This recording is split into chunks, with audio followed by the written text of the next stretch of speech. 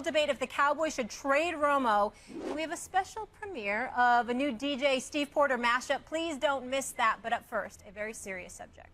Seattle area police released letters, emails, and a journal in which Giants kicker Josh Brown admitted to domestic violence. The documents were part of an investigation stemming from Brown's arrest in May of 2015 following an incident with his wife. Now, these are quotes by Josh Brown from released documents. I have physically, mentally, emotionally, and verbally been a repulsive man. I have abused my wife. I have controlled her by making her feel less human than me and manipulated her with money. I viewed myself as God, basically, and she was my slave. Here's Giants owner John Mara speaking on WFAN yesterday afternoon on this subject. And we were obviously disturbed by it, but based on what we knew, and particularly based on this young man's attempt to try to rehabilitate himself, which I still believe he is trying to do, and he's made a good faith effort to do that as far as I know. We were comfortable with the decision to continue to employ him. I can't answer right now what the future holds for him. I think we need to gather some more information and then try to make as intelligent a decision as we can. He's admitted to us that he's abused his wife in the past, and I think what's a little unclear is the extent of that. So Brown will not travel to London with the team for Sunday's game as originally reported against the Rams. The Giants said in a statement they will revisit the issue when they return. Earlier Thursday, the NFL said it would review the case and determine next steps in the context of the NFL personnel conduct policy. With that, Stephen A., what culpability do the Giants and the NFL have here? Extreme culpability. The only thing that we can say in favor of them is not as extreme as Josh Brown, because he's the ultimate villain in all of this. He's admitted to physically, mentally, emotionally abusing a woman that he took a vow to spend the rest of his life with. I mean, how much worse can it get than that? And clearly he was a repeat violator in that regard, which is why they ended up in the divorce. So there's nothing to debate there. As it pertains to the New York Giants and the NFL, as far as I'm concerned, there's nothing to debate here either. If you are the New York Giants, somehow, some way, first of all, before I even say that there's no excuse for how they act, let me make sure that I qualify my comments by saying this, because it's very, very important to say. No matter who you are, no matter what position you hold, this kind of behavior can't be excused. It can't be condoned. It has to be condemned at every level, and that's the bottom line. But forgive me if it also resonates in my mind how all of these clear exceptions or clear modifications or leniency, rather, is being accorded to a 37-year-old kicker. Are you kidding me? It makes absolutely no sense whatsoever. We might not like it. We might not approve of it. But if it was a superstar player or what have you, as inexcusable as it would be, at least we could make rhyme or reason as to why it's taking place, no matter how egregious it may be.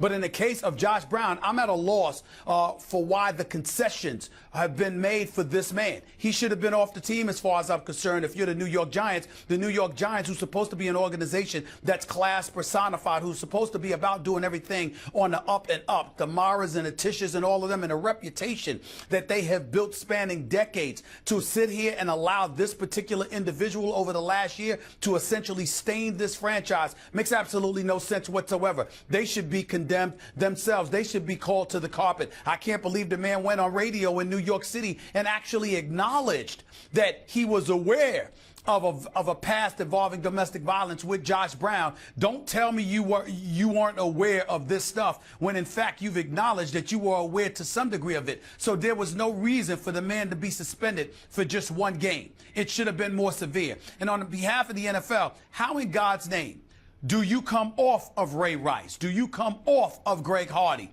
Go to Josh Brown and think that one game is going to suffice. And then to sit up there and to tell us that a multi-billion-dollar establishment, okay, generating in excess of $18 billion plus a year, #1 sport in America, with goobs and gobs of money, which means influence, can't get their hands on information, finding out exactly what this dude, Josh Brown, exactly has done. And then not only that, there's a divorce file, Max and Molly, that was out there.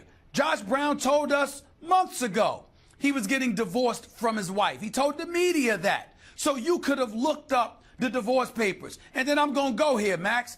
Listen, I don't know Josh Brown from a can of paint. Nobody's excusing Ray Rice. We damn sure ain't excusing Greg Hardy. These are two individuals who committed egregious acts and needed to pay for them. Ray Rice has shown an incredible level of contrition compared to Greg Hardy, which is why a lot of us promote the idea of him getting a second chance. But the acts were committed. They deserved to be punished. Everybody acknowledges that with the brothers. But this white dude, Josh Brown, who is a kicker on the New York Giants, who literally taken a journal highlighting his transgressions, his egregious acts. And it's not until a couple of days ago when the Kings County office in Washington sits up there and releases this information that suddenly here we are again. This should have been handled by the New York Giants. It should have been handled by the NFL. It was egregious that they haven't handled this. It's egregious that they still haven't handled this. It's not enough for him not to be going to London. He should be suspended immediately for the max that is allowed under the collective bargaining agreement because of what Ray Rice has suffered, because of what Greg Hardy has suffered from. In the interest of fairness, this has to be handled. And the Giants and the NFL need to be called to the carpet for this. This is a damn shame. I want to address the Ray Rice and Greg Hardy stuff in a minute, but I just first want to say that I believe today everyone, and yesterday, everyone is asking the same questions. Yeah. It's baffling. The reaction of the NFL and the Giants is baffling. I want to start actually with the NFL. And everyone's going to say this too, and you said it today, Stephen A. On the heels of Ray Rice, what happened to a zero-tolerance policy? It seems the opposite of that, and everyone's going to ask the same question. And for a 37-year-old kicker, and the reason people bring that up, it's not to say, well, if he was a star, it would be okay. It's to say, to on the one hand say you're focusing on this issue of domestic violence, which is, along with race and police brutality, particularly as it pertains to race, the two social issues of the day. It's one of the two major social issues of the day. And in the NFL, there was the issue of the anthem and the protests. But even simultaneous with that is the issue of domestic violence in the NFL, Greg Hardy and others. So it's baffling. People have, and I have questions about it. Why? It seems like such an easy thing to do. Zero tolerance, here's the suspension, as opposed to going light for this guy. And from the Giants' point of view, it's not their greatest, most shining moment. It also seems baffling. As a 37-year-old kicker, that is a proud family-owned organization. You never hear former players bad-mouthing them. They're considered to be run very well. I consider them to be a well-run organization that has higher principles even that they adhere to. Plexico Burress, they don't like what happens with him from a legal point of view. They will step in and say, no, he's not playing for us before even the league. You know, they do things in a way you would think they'd be the first ones to say, no, you can't do that. So I've been asking these questions. What happened to zero-tolerance policy? And here's what I came up with. At first, and then I got past even this. At first, I thought, well, maybe they saw the journals and the journal entries that Josh Brown made, and they read them as confessional, the way one would confess to a priest in private or to a shrink in therapy, and thought, well, look, here is a guy who is working on himself, who's owning up to his mistakes, and who's trying to be better. The problem is both the NFL, whether or not that passes muster in the first place, I'm going to get to that in a second, both the NFL and the Giants have said they didn't see the journal. So it couldn't have been that. Well, at least he's working on himself, and anyway, this should have been private and all that. It couldn't have been that if they didn't see it. So I'm left with the idea, Malcolm Gladwell wrote about this in Blink, that you know what's most highly correlated with lawsuits for malpractice with doctors? It's not actually their results. It's their bedside manner. Bedside manner. You could have bad results and good bedside manner and be sued less for malpractice than good results with a bad... Wait, I'm not done. Good results with a bad bedside manner. And I think that's how it applies to Josh Brown. I think that he, and you hear his teammates and everyone talking about him, they see him as a good guy.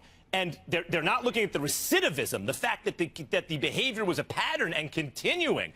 But they see him as a good guy, and that bedside manner allowed a 37-year-old kicker to skate with these very serious charges and even confessions that he's made about domestic violence. By the way, the worst among the worst of them was the fact that he admitted to being physical with his ex-wife when she was between 4 and 6 months pregnant. Sickening. Well, here's the deal. The other part about it, and listen, when we bring up the dichotomy that exists between a Ray Rice and a Greg Hardy and how they were treated, and a Josh Brown and how he's being treated, here's why I also brought up you got two brothers that have been raked through the coals, deservedly so, no doubt, but nevertheless raked through the coals, and Josh Brown has been protected. It's not about, you're not looking and walking around and seeing a white person here, a white person here, and thinking something like that. No, you're talking systemically.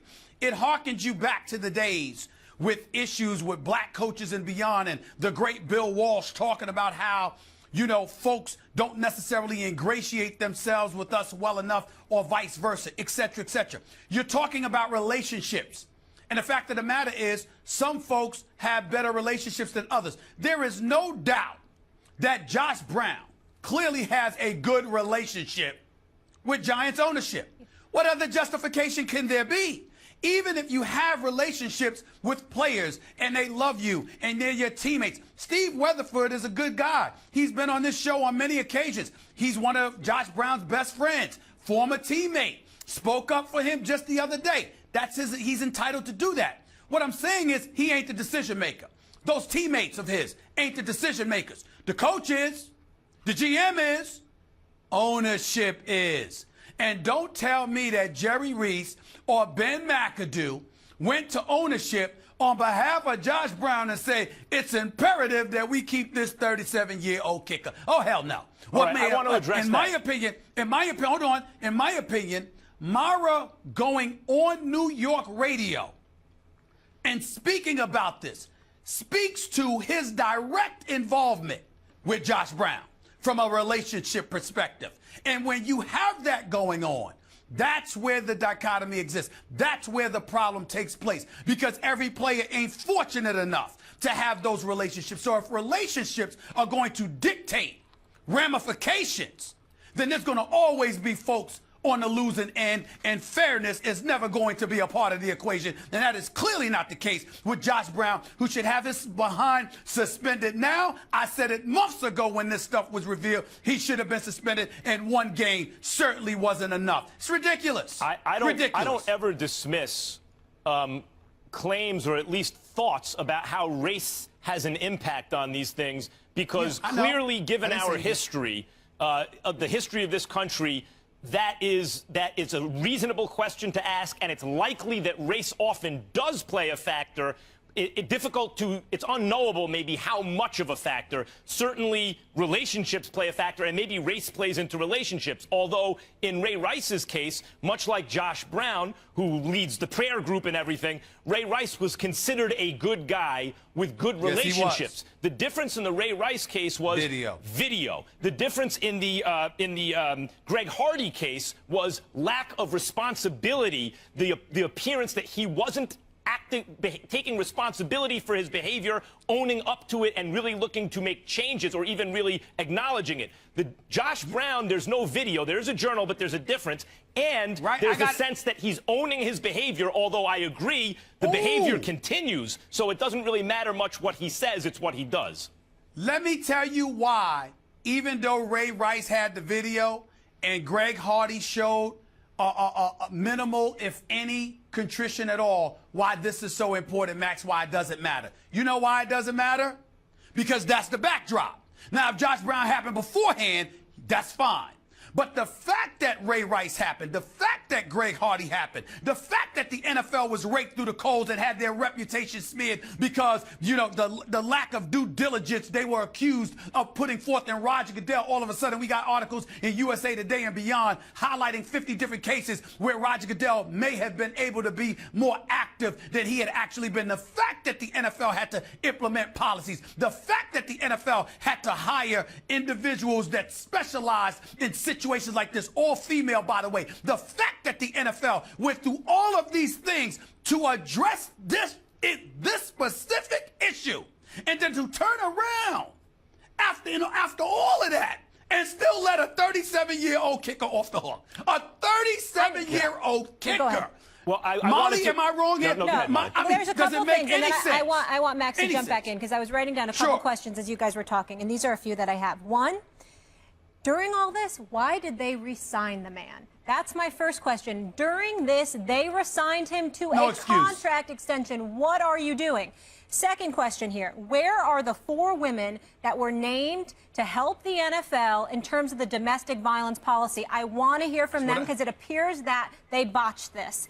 And I could be wrong, and I'd love for them to speak out and explain it to me. Let me just 2 more things. Another thing, as far as the bedside manner you spoke to, Anita Marks talked about that with Michelle and Marcellus on Sports Nation yesterday. She covers the team, and she said it was exactly that. He was a great guy around the organization, so people didn't expect this kind of behavior and maybe didn't do their due diligence. And my last thing, Stephen A., to what you brought up, so there's these documents. Why can the NFL and the Giants not obtain these documents? So then I'm told they're in divorce papers. Please, yeah, I want you to. So they're in his divorce file. Did you ever think the man might have got divorced partially because of the fact related to these domestic violence issues? So there might be information there. And one last thing that I want to say, Ben McAdoo had said, we're not going to turn our back on him, and we're going to stick by Josh Brown. Great, but you turned your back on his family. And if you want this man, if you truly love this man, he needs to get healthy. He's sick. He can't worry about football. He needs to put 100% into these demons and deal with them.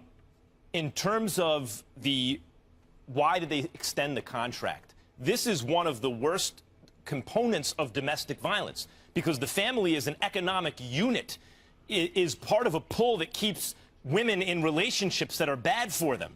And so part of the issue, well, if he doesn't work, then how does he provide for his family, including his children, which are also his wife's children? That's part of the serious and tragic nature of domestic violence, I think. Stephen A.? Well, listen, you're right, Max. Absolutely.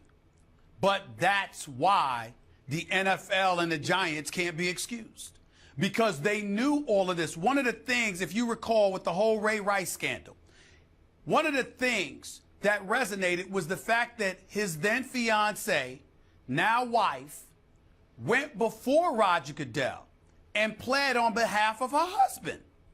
Roger Goodell used that as justification for giving him the initial 2-game suspension, because he had not seen the video from the situation in Atlantic City. So while Roger Goodell hired those 4 ladies in the NFL league office to assist in addressing these matters, was not just from an investigative perspective, but also from the perspective of the alleged victim. What has transpired? How do we deal with this? Because he was acknowledging, as a league office, possibly even as a human being, that he was ill-equipped to deal with this himself.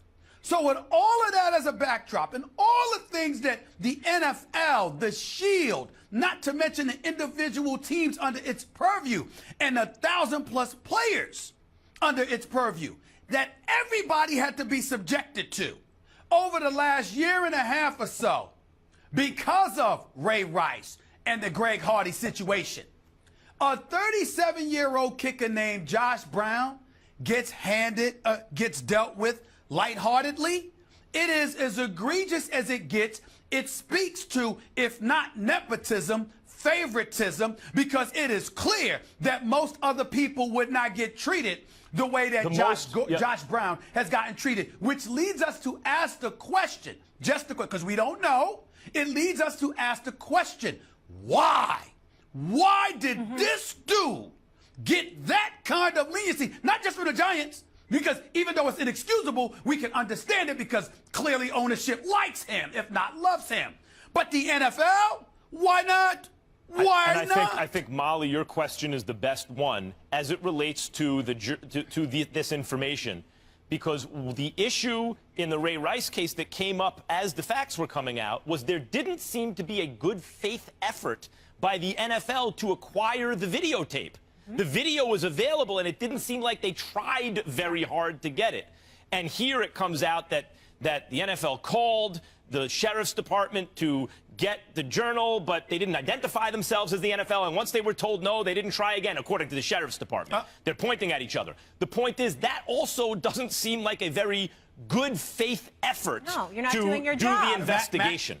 Yes, Stephen. Max, to buffer your point, let's recall that the same accusations were made about Ray Rice, that the NFL could have indeed got a hold of the video earlier than they did, even though to the fairness of the NFL, they categorically denied there was any truth to that. They didn't know. Remember that supposedly a UPS package was mailed to them? They said they never got it. Remember that whole story in regards to the Ray Rice video? So the same could be said. So in that regard, there may be a bit of consistency, albeit as, as unforgivable as it may be. There's a level of consistency with that and Josh Brown.